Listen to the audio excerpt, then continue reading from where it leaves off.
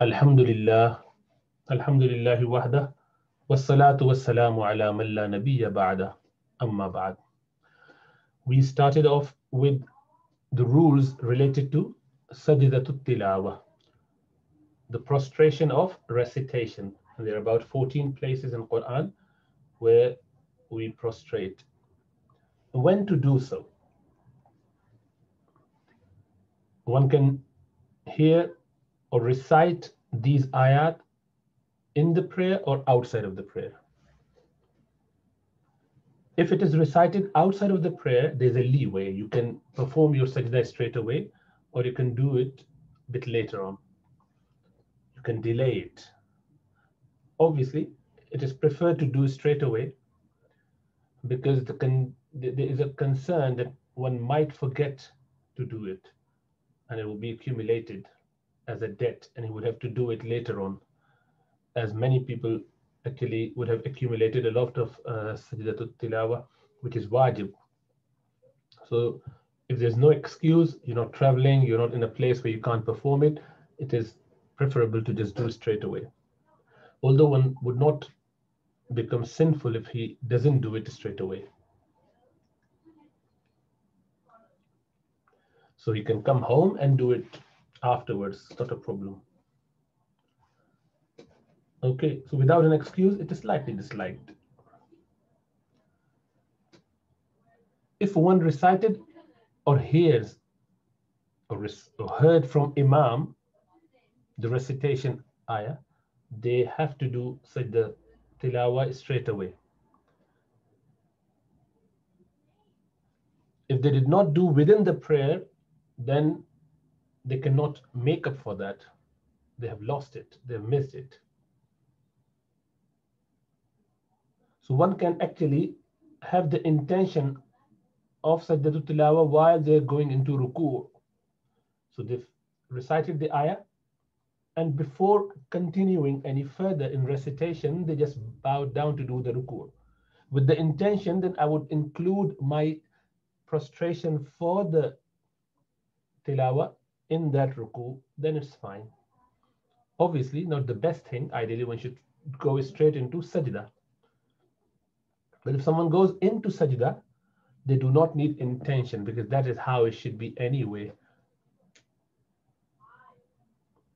So if they did that ruku would be fine, and it would be a ruku of the rakat, and yet it would have sajda done in there as well, because sajda literally means to bow down, and you have already bowed down to a degree, and that would be okay. But it must be done straight away.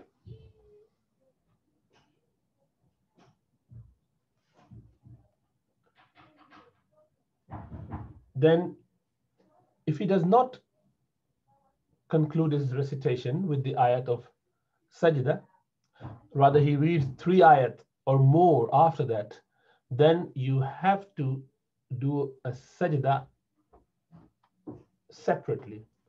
Now you cannot have the intention of sajda in your ruku or in your sajda, in your prayer sajda, in your rakat sajda. You have to do a separate sajda for that. So there has to be a sajda to tilawa separately done. In the first situation where you recited the ayah and maybe recited 1 or 2 ayat, not a lot, just 1 or 2 ayat, just to complete the point or the topic, and then went into ruku with the intention of performing your sajda to tilawa, then that's counted. Or if you went into sajda, that's counted. But if you delayed and you recited further than 3 ayat, about 3 ayat or more, then as though you have missed about for the 2 intentions within your ruku, for example, and then you have to do your separate specific sajda at some point in the prayer. Obviously, if you did the specific sajda, then like you went into sajda, then you stood up, although you can go straight into ruku of the rakat, that is okay, but it is highly recommended that one should read at least 2-3 more ayat, 3 at least or more. So you recited something, for example, Surah Alaq, where it ends, you went straight into the sajda and you did your tasbihat, and then you said Allahu Akbar and stood up. In this standing, in this qiyam, read 3 or more ayat. As you would normally see the practice of Aimma of Masajid, they would recite Inna Anzalna after that. Okay. And then continue your prayer, obviously.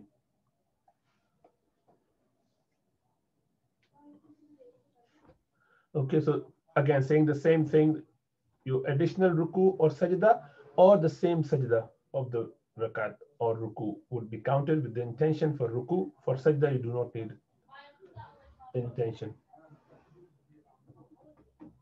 But if you've done that, it is preferable to do a sajda rather than the ruku. It is preferable to do sajda, because sajda is sajda, which is the best part of the prayer, one of the best parts of the prayer. It is more rewarding than the ruku. So it is preferable that one goes into sajda as opposed to ruku. If someone is outside of the prayer and the imam recited ayah of sajda, and then he did not join imam in this particular rakat, obviously if he joined the imam straight away, then he would follow imam in the sajda, and that's fine. But if he joined the imam in the next rakat, he heard this recitation, obviously he would have to then do extra sajda after the prayer. This is the most preferred view out of the two. So he has to do extra sajda alone after the prayer is completed, because he heard this recitation from imam when he was outside of the prayer, and he did not join imam for that recitation. So he's due to have that done afterwards. Obviously, if he joins and then imam went into sajda, he would join the imam. That's not a problem. Now, if the imam did the sajda and then stood up again and recited a bit more of Quran, as it is preferable, and then someone joins him, and obviously then imam would do ruku, so he has done ruku with imam, so he caught that rakat. He is with imam in that rakat, which means that he managed to get that rakat. So although he knows that imam has recited that ayah, he might not be, obviously, whether he heard or not, his sajda is considered done, because he managed to get that rakat with imam, and he is as though he got everything with the imam in that rakat. So he's been exempted from that. Means that he does not need to do extra sajda. He can't do outside of the prayer. He can't do within the prayer with imam anyway. So he doesn't need to do any extra sajda. He caught the rakat and he's fine.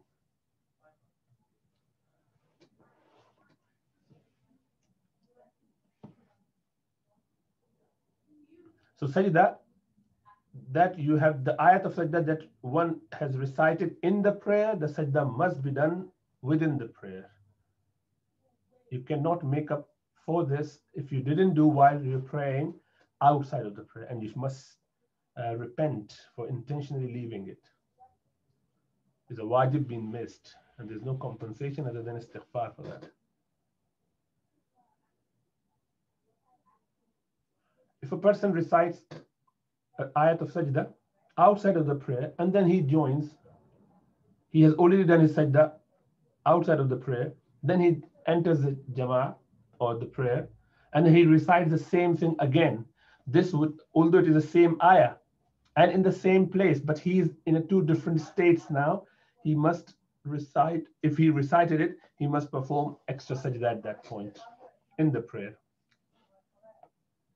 However, if he didn't prostrate outside of the prayer when he recited the ayah, and yet he started his prayer either with jama'ah or on his own, and then recited the same ayah again, since he is within the same proximity, in the same area, this recitation would be fine, and he would just do one sajda for that recitation, which would cover for both the recitations, outside of the prayer and inside of the prayer. So if he did the sajda outside after reading that particular ayah, then he recited the same ayah in the prayer. So he's got two sajdas, he would do two sajdas. If he did not do the sajda first time and then recited the same ayah in the prayer, then he would do sajda in the prayer. It would cover for both.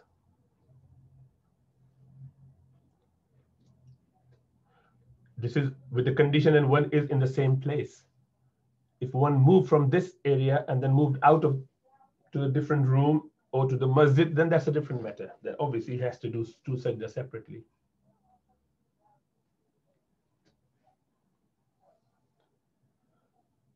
So if one performs the sajda in the prayer and then recited after salam the same ayat again, obviously then he has to do another sajda, because that was the recitation within the prayer and sajda within the prayer, and this one is recited outside, and then he has to do a sajda for that separately.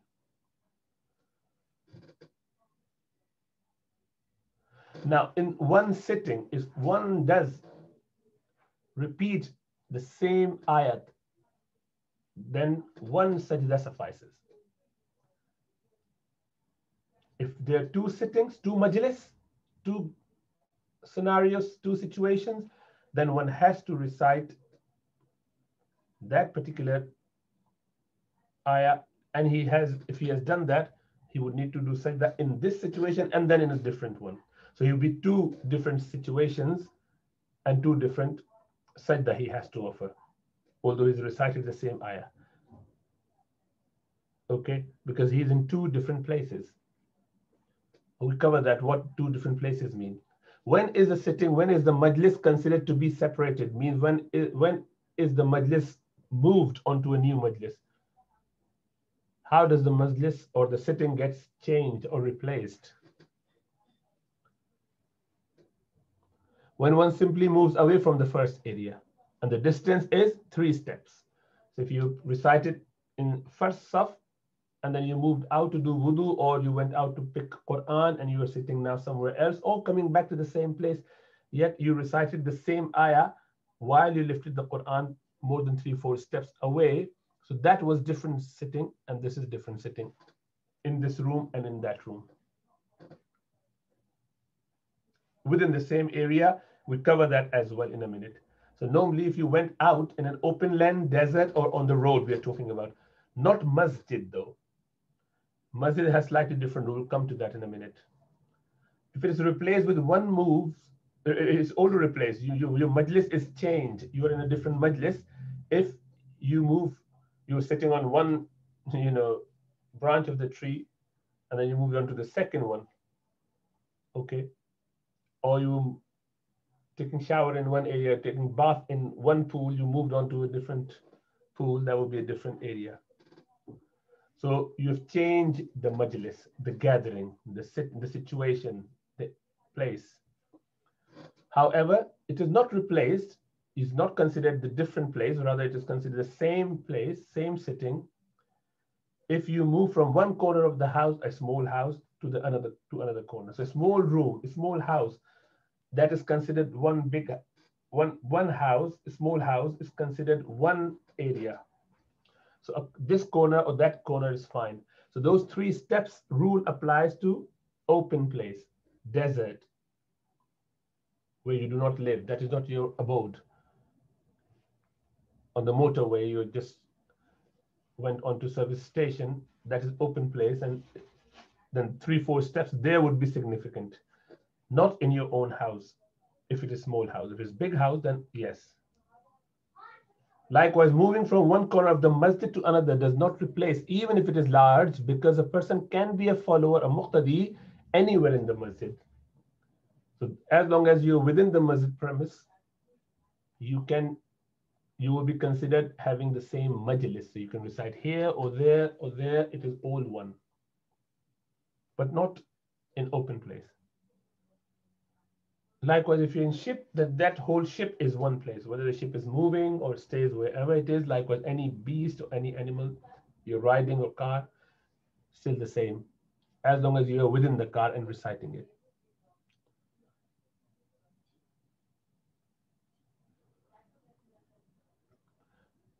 And if you recited one ayah in one rakat, and if you repeated that ayah, it is still considered one. Likewise, you've done two rakat in which the ayat of sajda is recited in the first one and in the second one, in both. Then according to Imam Abu Yusuf, rahmatullah alayhi, you would only do one sajda. Imam Muhammad, rahimahullah, the other student of Imam Abu Hanifa, his view is that there are different majalis now. You have to do two sajdas separately. Drinking, eating 2 mouthfuls, or walking 2 steps does not replace a sitting. Means you recite the Quran and in between you ate something, although this is disliked and not adab.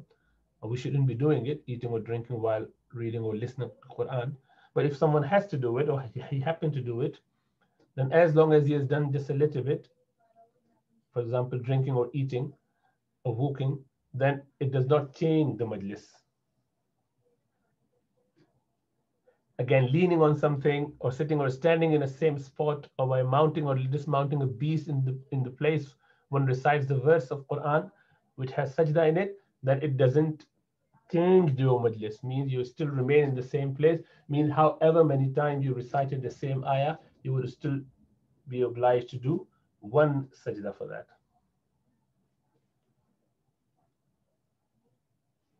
Again, moving animal or car doesn't change your majlis. Now, if the listener moves on, but the reciter remains, so it's fine. The listener would have to do a separate sajda for different sitting, different majlis, whereas the reciter would be fine.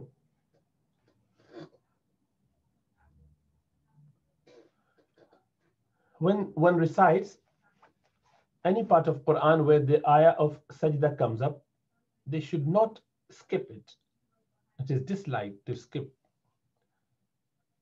However, if one just recite the ayah of sajda, that is perfectly fine. There's no blame on that. This is not disliked. They can just read or recite that particular ayah. It's okay.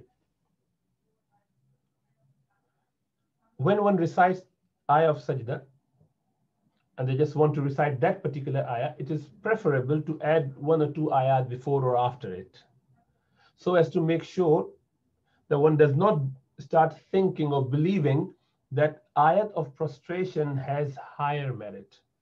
There's no difference when it comes to the status of the ayat of Quran vis-a-vis Allah subhanahu wa ta'ala. So in the eyes of Allah subhanahu wa ta'ala, Quran is Quran. The ayat are all beautiful. These are all words of Allah subhanahu wa ta'ala. So we do not distinguish with regards to their status. Obviously, their meaning may be different. There may be, some might be more, consoling. Some ayat might be more encouraging or discouraging. Some ayat might be more thought-provoking. That's a different matter. But with regards to their reward, with regards to their magnificence in the eyes of Allah subhanahu wa ta'ala, there's no difference. So one should try and put extra 1 or 2 ayat before or after the ayat of sajda, so as to make sure that we do not start thinking that that particular ayah may have greater merit or value. If you are reciting Quran, ideally try to not recite it too loud that you disturb people around you. But there may be people who want to listen to you. Then there might be people around you who cannot somehow perform, or being unable to perform, or don't feel like doing it, or because they're not ready, maybe they're half asleep or whatever, then they may not have ablution. So try to recite those ayat slightly quietly, means not as loud. Try to make sure that they do not hear it, so that it doesn't become an obligation, especially if they are unaware of the ruling. So don't make it an obligation. Don't keep reciting those ayat in front of someone who might not understand it. And you won't be able to tell them because they are moving, they're going away. And they're strangers, you don't want to tell them and you keep reciting ayat and then listen to you, and you're so focused on those ayat that they're making with your loud voice so many people obligated to recite, to perform the sajda, and yet they don't know. So you're burdening people without realization. So we should try and recite those ayat quietly. Obviously, if you're with the student of knowledge, those who are aware of this, those who have understanding, and they come to learn or teach or whatever in a religious circle in the masjid, people are aware of that, then inshallah ta'ala no harm. Or if you could announce it afterwards, at least people know, make them do it so that they do not forget it. What are the conditions? Same condition. You should be in the state of wudu, you should be facing qibla, you should be having nice clean clothes, the body should be clean, where you're performing the sajda must be clean. Now you can prostrate because this is wajib even after asr prayer, even after fajr prayer, when nafil sajda are not allowed, but the fard or wajib sajda in the case of sajda-ul-tilawa, it is perfectly fine, you can do it. Now if you're in the masjid where people do not understand the nuance or the difference between a wajib and the allowance for that, they may see you and they may not recognize or realize that this is okay, and they may find it offensive. So you don't have to do straight after asr prayer. Maybe keep it to yourself and do it after maghrib, because you're allowed to do so.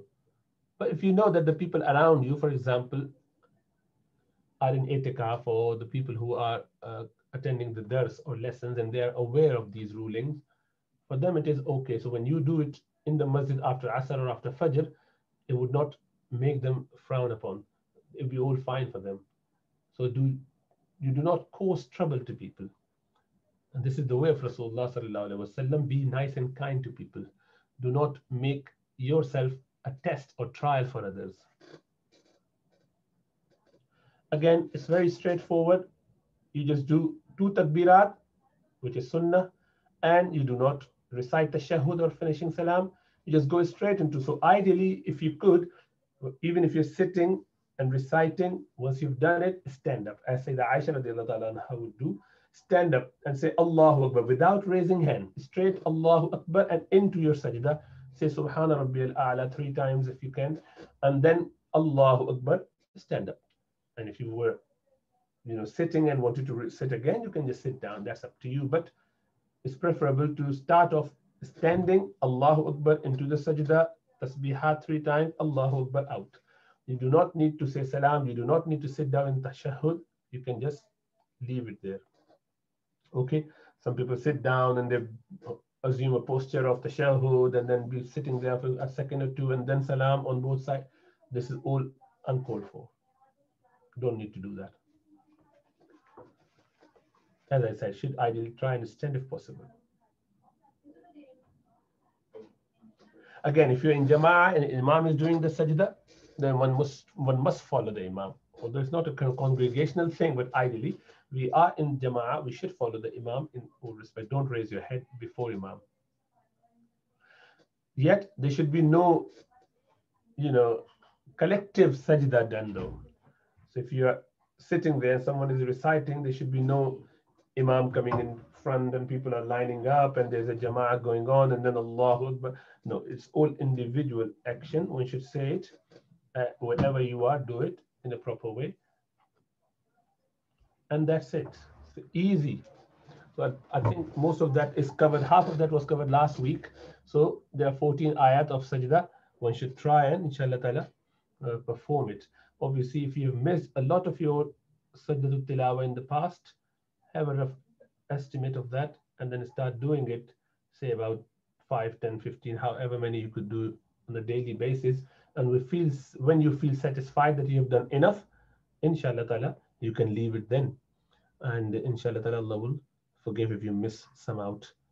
Okay, with that being said, we can inshallah ta'ala seek refuge from the whispers of shaitan and our nafs and have the mercy of Allah subhanahu wa ta'ala on our side. Make Allah subhanahu wa ta'ala easy for us to learn and practice upon deen with sincerity. Wassalamu alaikum wa rahmatullahi wa barakatuh.